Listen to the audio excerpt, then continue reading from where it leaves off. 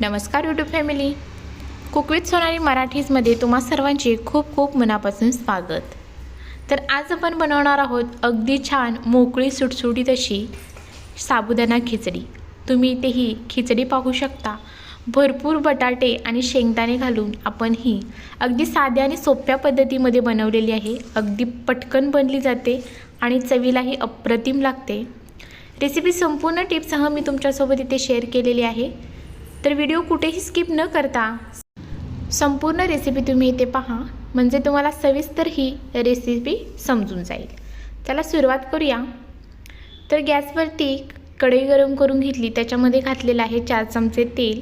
तेल गरम झालं, आता इथे मी हलकेसे भाजून शेंगदाणे घेतलेले आहेत, पण हे तेलामध्ये फ्राय करून घेतल्यामुळे आपण जेव्हा खिचडी खातो तेव्हा छान असे कुसकुशीत हे शेंगदाणे आपल्या दाताखाली आले की खिचडीची चव अजूनच वाढते। हलकेसे तांबूस रंग होईपर्यंत फ्राय करून घेतले। आता याच्यामध्ये घालायचा आहे 1 चमचा मिरचीचा ठेचा। फक्त याच्यामध्ये मिरची आहे बारीक करून घेतलेली आहे। अशा पद्धतीने मिरची बारीक केल्यामुळे अगदी सर्व खिचडीला अगदी हलकासा तिखटपणा जाणवतो आणि तो खूप छान लागतो। मिरची 1 मिनिटभर तेलामध्ये व्यवस्थित परतून घेतलेली आहे। आता याच्यामध्ये घालायचा आहे उकडलेला बटाटा। तर इथे मी 2 लहान आकाराचे बटाटे उकडून घेतले होते, त्याचे साल काढून अगदी बारीक फोडी करून घेतले। बटाटा परतून घेतल्यानंतर आता याच्यामध्ये घालायचा आहे साबुदाणा। साबुदाणा घातल्यानंतर गॅसची फ्लेम सुरुवातीला 1 मिनिटभर मोठ्या आचेवरती आपल्याला हा साबुदाणा असा परतून घ्यायचा आहे। अगदी छान सतत परतत राहायचं आहे, जेणेकरून तो कढईला चिकटणार नाही। आता गॅस मंद केलेला आहे आणि त्याच्यानंतर घालायचं आहे चवीनुसार मीठ।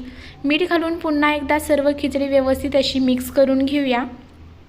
तर इथे तुम्ही पाहू शकता अगदी भरपूर बटाटा आणि शेंगदाणे असल्यामुळे ही खिचडी खूपच चवीला भारी लागते।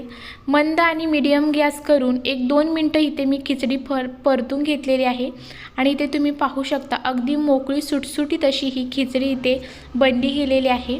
आता याच्यामध्ये घालायचे आहे अगदी चिमूटभर एवढी साखर। साखर घातल्यामुळे खिचडीला खूप अशी वेगळी चव येते आणि ती खूप खाताना छान लागते। तर साखर घालून पुन्हा एकदा सर्व खिचडी व्यवस्थित इथे आपण परतून घेतलेली आहे आणि इथं पाहू शकता अगदी झटपट अशी ही साबुदाणा खिचडी तयार झालेली आहे। तर पहा, या पद्धतीने तुम्ही एकदा नक्की ट्राय करून पहा, तुम्हाला नक्की आवडेल। रेसिपी आवडली असेल तर चॅनलला सबस्क्राईब करा, त्याचबरोबर बेल आयकॉनचे बटन दाबा, जेणेकरून अशाच छान छान रेसिपींचे नोटिफिकेशन तुम्हाला मिळत जाईल आणि तुम्हालाही छान छान रेसिपी पाहता येतील। व्हिडिओ जास्तीत जास्त लोकांपर्यंत शेअर करा, त्याचबरोबर व्हिडिओला एक लाईक नक्की करा आणि तुम्हाला ही रेसिपी कशी वाटली मला कमेंट करून नक्की सांगा। आणि तुमच्या घरी तुम्ही कशा प्रकारची खिचडी बनवता तेही कमेंटमध्ये सांगायला विसरू नका। धन्यवाद। व्हिडिओ अशाच व्हिडिओसोबत बाय बाय।